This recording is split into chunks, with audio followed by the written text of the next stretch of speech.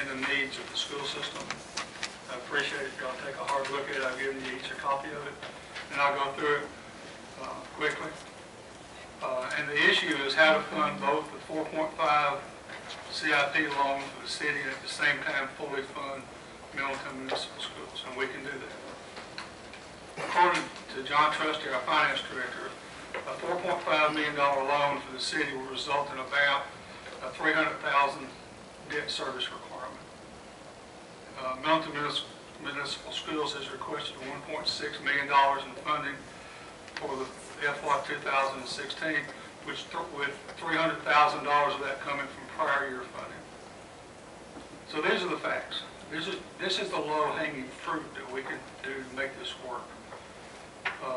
In section 14 of our current ordinance, budget ordinance, we're devoting 50% of the revenue from red light cameras into an account to support construction of a new library. When the previous board in 2009, we voted to do that. I made the motion and Jimmy Pike seconded it. So we did that. It wasn't put into the budget until 2012. We did that at the time when the city had negotiated with the Middleton Telephone Company for USA Stadium, and we were supposed to give the Middleton Telephone Company the library within 10 years. But we had no money to do that. So my proposal was to take half the revenue from the red light camera, put it in there every year to give us some seed money when we did get to the point where we needed to build a new library. At least that would pay part of the cost for architectures and stuff like that. Now, based on what we have in our current budget, 50% of the anticipated revenue would be $62,500. So you deduct that from the $300,000. All the feasibility studies that we had done from SES prior to us creating the Middleton Municipal School System showed that we needed $1.3 million at the city sales tax. Okay, that's everything was based on that. Basically, this next year, according to Mr. Trusty, we're going to get $1.415 million. So what I'm proposing is that amount above the $1.3 million to be applied to fund debt service. So it'll be $115,000. So that gets us where we need $122,500. And what I'm proposing basically is $122,500 would be a property tax increase of 7.5 cents. And what I would propose is that we have a property tax increase of 10 cents. That would give us $165,200, which gives us extra in case the red light camera revenue is down or in case the sales tax is down. And then at that time we would provide the $1.3 million to the schools as we had said we would do. And I'd like to make that as a farm plan commitment for next year, so that the Board of Education can do their planning rather than have to go back and forth like we've been doing this year. It doesn't make any sense to me. It's bad business for them and for us. And that would give, if we do this, next year, when the school board comes in with their $10 million request, if we don't do this, we're looking at up to a 40-cent property tax increase next year. And that's not good. But if we do this and allow them to use this excess of the maintenance of effort, which will be probably $800,000 or so, they can fund their debt out of the sales tax. And that is using it for the schools. And to me, that would be the smart way to do it. So I've given all y'all a form on that, and I appreciate you supporting it. I think this, I'm probably the worst person on earth to ask for a sales tax increase. I hate taxes. Okay, but I think in this time and point in life of this history of the city, we need to resolve it where both the school board, the schools, and we, the city, because the city is desperately in need of the CIP. There's no question about it. No question about it. But so are the schools, and I think what I propose would probably do both. So I propose this as an amendment. I move that as a motion. I'll second that motion. Okay, motion's made and seconded. Can I ask our attorney a point of order? There's an item in the proposal about committing to do the same for the future fiscal year. Can we actually do that as part of a one-year budget, or is that something we need to? Because in some level, isn't that establishing maintenance of effort a year in advance, which I'm not, I guess I'm asking, can we leave that phrase in there? Because it seems we're committing ourselves to a future endeavor. I think you can only approve the budget for this year. And that's fine. The maintenance of effort has, you know as well as I do, Bethany, that the maintenance of effort is computed without the debt service and without capital improvements. So the maintenance of effort probably will be less than $400,000 for the school system. I don't know that yet, but that's what I've been understood. Right, I just want to make sure, because it says committing to do the I same thing understand. for next year, which I got no problem is striking that out, okay? Okay. But the key is it makes it as an incentive for the school board to lower that maintenance effort as best as they can. Okay, and it gives us incentive as a city to get as many businesses in and do successful as we can, because the city at this point would take whatever's above the 1.3 million in the sales tax. Mr. Trustee, I know we just got this. I don't know if you've had time, but these numbers seem reasonable, but I don't know. Have you had an opportunity to look at the numbers? I have not. I received them basically the same time you did after Mr. Crothers handed them out here this evening. I would also say, obviously, the city manager has not had a chance to review. I did discuss it with him on the telephone today. He called me up in route to Florida. I talked to him about it. He didn't seem very profits, but I don't know. He hadn't talked to John yet about it. I've spoken to Mr. Haley numerous times about, obviously not this proposal because it's the first time I've seen it, but similar ideas, and he's said that he's going to make it work no matter what we decide to do. It was because of the sunshine laws. I couldn't bring it to you I guys. understand. I didn't mean that to be a negative toward you, but it is prudent that we get the city manager and our finance director an opportunity to look at the numbers to make sure we're not doing something or assuming something that we shouldn't do. I want to ask a question about the library portion of this, because we're in the last year of our library contract, and we gave instructions to the city manager and the finance director to begin fairly soon this year looking at a new library contract. And it's not restricted to buildings if you look in section 14 of our current budget ordinance. So given where we are with the library and renegotiating that contract, my concern would be using those funds for something other than a library until we get a long-term contract for the library. Because I do think we're going to have some changes in that. Even if we stay with the current manager, we're going to have to renegotiate that contract because there have been some issues raised by the library board, and so even if we don't build a new building, I think we have some of the similar issues with the library that I just am hesitant to not leave the money in the library fund for the moment, at least until we get past that contract negotiation in early 2016. But that's 2016. This would, if that contract negotiation goes through, probably for 2017, wouldn't it, John? So this would get us through this year. The contract would be, the new library contract would start in the following fiscal year, beyond the budget we're approving, correct? This would But get us we would through be this bidding crisis right bidding now. that in the fall of this year, and identifying those needs for the following year. Because I'm looking to get through this crisis right now to the satisfaction of all of us. And the library, we can renegotiate that next year. I mean, this $65,000 would be nearly 20% increase in the library budget. I mean, I don't see that necessarily happening, so. How much money is in that library fund right now, in case it's a big gap? I wasn't anticipating this question. Line 35, 11, 14. It is anticipated that $125,000 in fines will be collected in 2016. Where are we now in fines? 147,000. So we're above that 125 now? Yep. So that's probably very It's a different year. That's 1 year compared to another year. Mayor, can I ask another question question to Mr. Perkins. Or maybe it's Alderman Caruthers first. Your result at the bottom, point 2, allows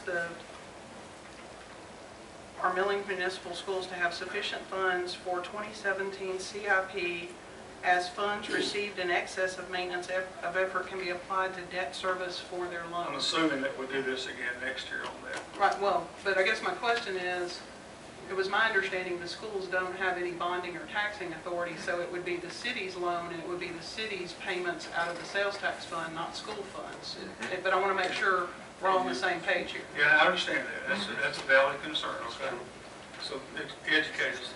It's my understanding from the general state law on municipalities that deals with budgeting that schools are supposed to request their capital needs through the city and be incorporated in the city's capital improvement program, which again would be that we would issue the debt and then we would pay the debt. You know, quite honestly, as we know, there has not been any school like this in Shelby County until the municipal districts have been created here. I'm just reading literally what it says. When I say that, the CIP that they have had up to now was the CIP that the county gave, that we approved budgets for, basically. They approved a minor amount for some planning that they could have done out of their operating budget, and so that's why we didn't question that at the time. But to my knowledge, that's the only thing they've done in the way of capital. But I think that probably the intent of the statute is that we put everything in our capital improvement fund and then issue the debt that way. But Mr. Perkins can better address that than I can because I'm not an attorney. Mayor, I just had a couple of questions about the amendment. I should ask Alderman Caruthers. It's my understanding that your amendment basically increases funding for schools by $267,000, plus a transfer of $300,000. Is that money in the school's budget or is that in the sales tax fund? That would be the sales tax fund. So you basically, your request is to increase it by $567,000 and for this year, but by taking it out of sales tax fund. Okay, I wanted to make sure everybody understood that was the amendment. And that's also included the 10% property. I expressed to Alderman Caruthers a little bit earlier that I had some reservation about the 62.5 from the red light camera fund. There's been a major movement in the legislature to do away with red light cameras. And I'd hate to see you vote to fund a bond issue with those funds when there's a good possibility it may be done away with. I'd rather see you base it on property tax, or at least when you authorize a bond issue, you understand that there's a possibility that this money may disappear. Well, you know, there was a major movement last year to do with I red light think cameras. it'll continue. And Because you all know how to lobby and actually keep up with stuff. but It's not a lot, 62.5 is not something that's certainly something you can absorb in your budget. It's not something I just want to make you aware of. So you recommend that we have a higher sales tax increase or a property tax increase? Well, if it were me, that's what I would do. If I were going to make that motion, I'd go whatever the difference in the 62.5. That'd be a 20-cent property tax increase. Rather than doing that, I mean, it would be prudent of us to wait and see what happens to the red light camera legislation. And then, worst case scenario, I mean, $62,000 we can find in the budget or pull from the The fund balance. legislature doesn't meet for another year. Exactly, so I mean, January. we could always raise the property tax. So this would be good for this year. If they do away with red light cameras, we'll drop back to the fund next year. Further explain the 40-cent tax increase you're mentioning for next year, because when I look at a $10 million bond issue over 30 years, the debt service payment on that's probably $400,000 at the most. I just 300. extrapolated from the 4.5 million. So I guess my point is, though, even with the maintenance buffer of 400 that you mentioned, if the sales tax fund is bringing in $1.4 million, there's still plenty of money to fund a debt issue out of the sales tax fund without raising property taxes. So I want to make sure I understand your motion if you're saying there needs to be a 40-cent tax increase. 'Cause I'm I'm not saying getting if we that. don't do something, that we'll have to have a 40-cent tax in that range, maybe not that much, but in that range. Okay, depends on how much the cent right now is worth. What John told me today is 16,520. I don't think you're understanding my question. What I'm saying is, without doing anything to the property tax, there's enough money in the sales tax to fund a bond issue each year if our sales tax fund remains stable. So why would we have the sales tax fund money that we could use for bond issue and still raise property taxes? I want to make sure I'm not missing something in your Well, what the objective is to provide the $1.3 million for the school's capital improvement this year. They desperately need to fix up the freshman academy. No, this is talking about next year. I'm talking about next year where you're talking about the property tax increase. I'm not saying we're going to have a property. If we provide them the funding, we won't need a property tax increase. If we withhold, if we commit that money to the city instead of holding it for the schools, then there probably will be a property tax increase next year. That's something for a later discussion. Really? I would say a lot of these people that stood up and talked about how a lot of people made promises that all the sales tax is supposed to go to schools. Well, I know for a fact that a lot of people I talked to weren't even going to vote for the sales tax because they didn't want any more taxes, period. Until I explained to them, if you don't have the sales tax, we increase your property tax by 15 cents. Now that here today, we're already talking about another 10 cents, maybe 20 cents on property tax this year, and another 40 cents next year. So these people are on fixed incomes. That's what's in here right now. That's the funding that could then come. Well, Al, looking at this right now is what I'm reading. So that's what he suggested. If it doesn't come, then If it doesn't come. So, I mean, we have a lot of people who are on fixed incomes in our community. that's when we need to do it now. So they don't have a 40-cent tax increase next year. Can I ask a point of order for our attorney? Given that we just received that this evening, and we still need to do some research, obviously, from the number of questions, I'm not comfortable voting on this evening. If we choose to table this, we can still approve a city budget, and at any point that this has been done, we can amend this, correct? The budget can be amended. The proper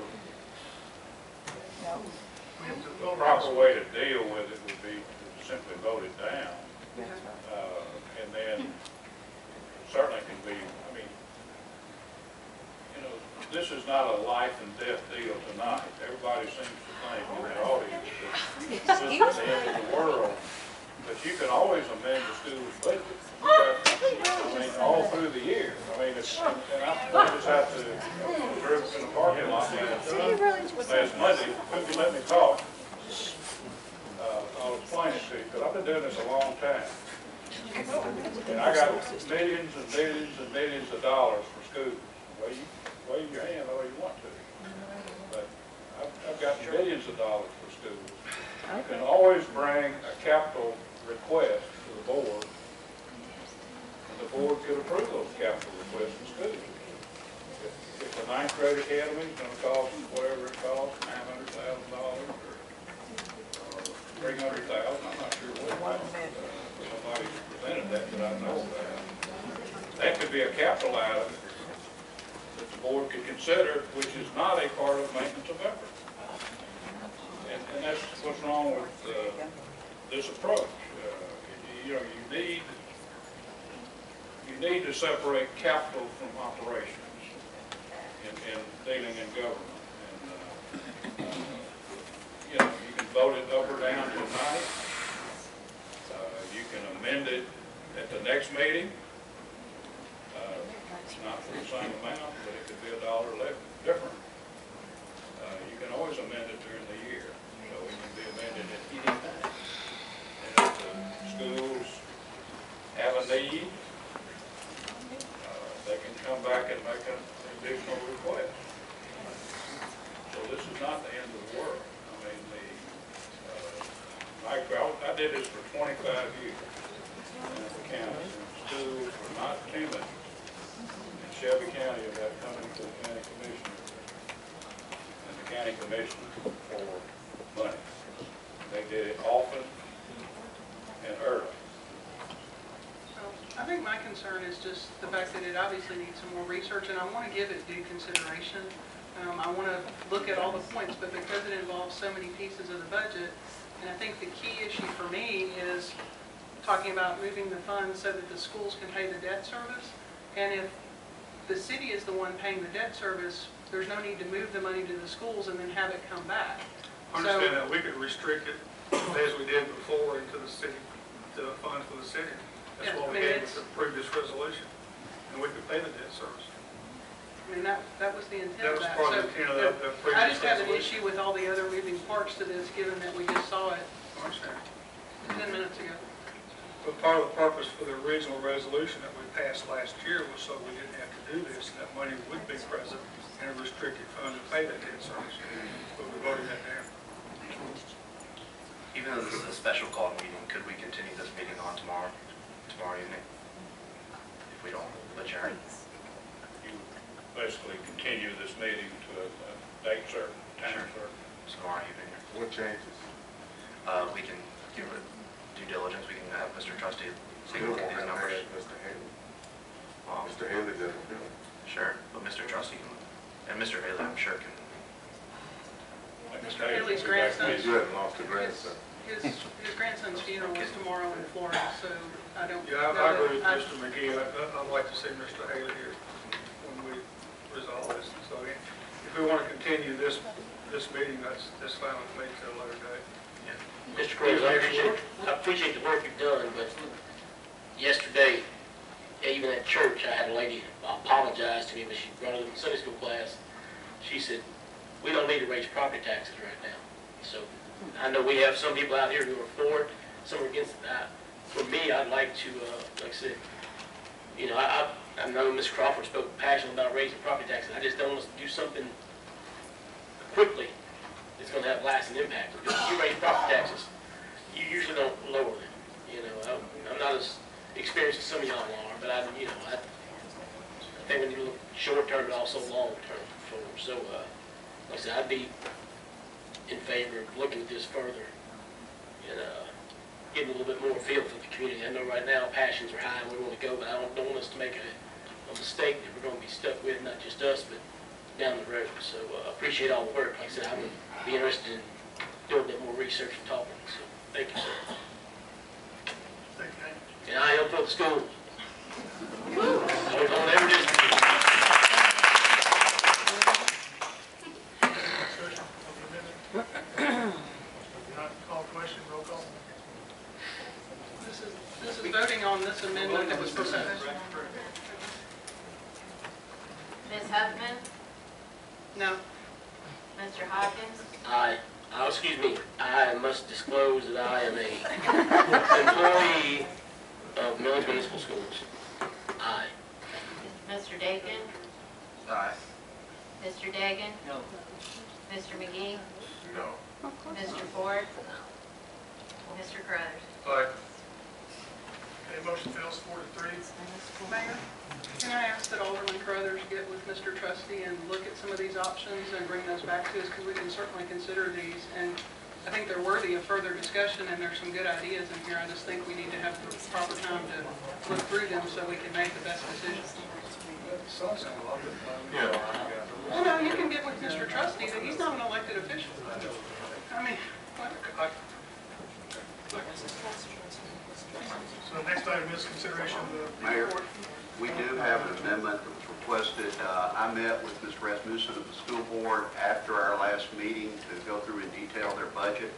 And he requested that we had left in the loan proceeds of $1 million that was in their initial budget, did not take it out of the budget document. We need to do that, so I've got an amendment that was requested by them to handle that. So I don't feel like they will need the cash flow loan. The items in yellow on the first page of the ordinance and on the exhibit are the changes to affect that. Mr. Mayor, I have a point of order. What he's saying there is incorrect. I'd like to have a chance to correct it. Okay, Okay, May I do Mr. so? Rasmussen here. Yeah, he was outside. I'll speak for Mr. Rasmussen. I'm his boss. Would you like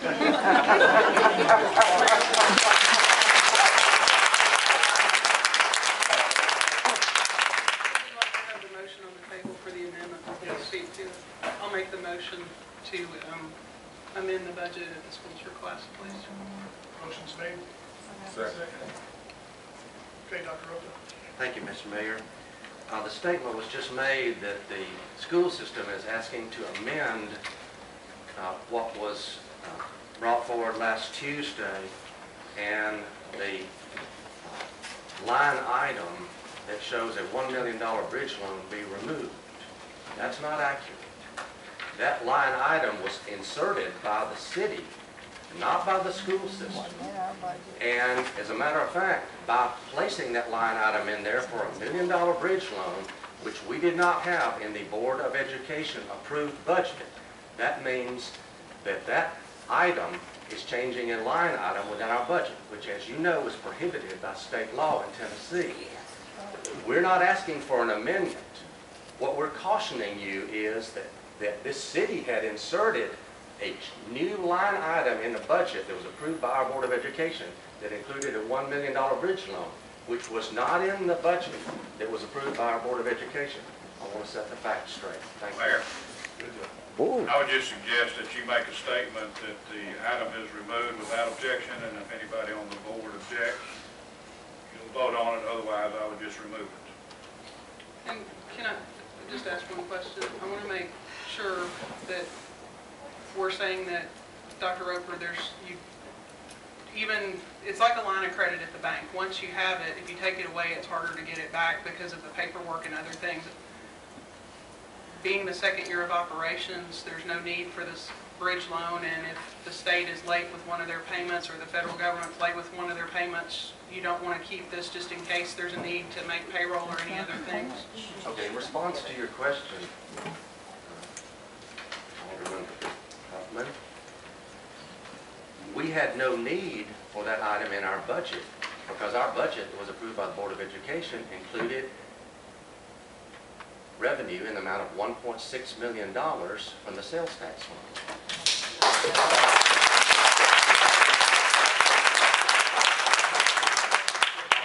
Of which $1.3 million was coming from the sales tax fund in fiscal year 16, $300,000, as y'all know, we've discussed it many times, is a carryover from a previous fiscal year for a total of $1.6 million. With that funding that we developed in our budget and put before our Board of Education and was approved unanimously by our Board of Education, with that approval, if this funding body, the Board of Mayor and Aldermen, had approved that, there was no need for a bridge loan with that funding intact. Now, you are correct that if you cut our funding from $1.6 million to $500,000 and thus cut $1.1 million from our budget and the money that we will have for our school system, then yes, we need a bridge loan and a lot of prayers on our behalf to try to make our school system work. That's the facts. Okay,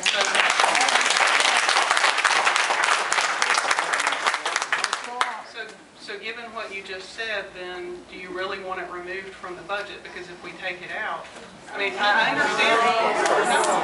understand. You are misunderstanding me. How much plainer can I get? The city, based on John Trustee, and I guess as directed by someone on the Board of Mayor and Aldermen or the city manager or someone, I know for a fact that the city inserted a $1 million bridge loan so that your total appropriations went, we had a total appropriations of revenue of $24,170,000. The budget that y'all voted on last Tuesday night showed a decrease of only $100,000 instead of a decrease of $1.1 million. $24,170,000 went to $24,070,000. So how could it go down by only $100,000?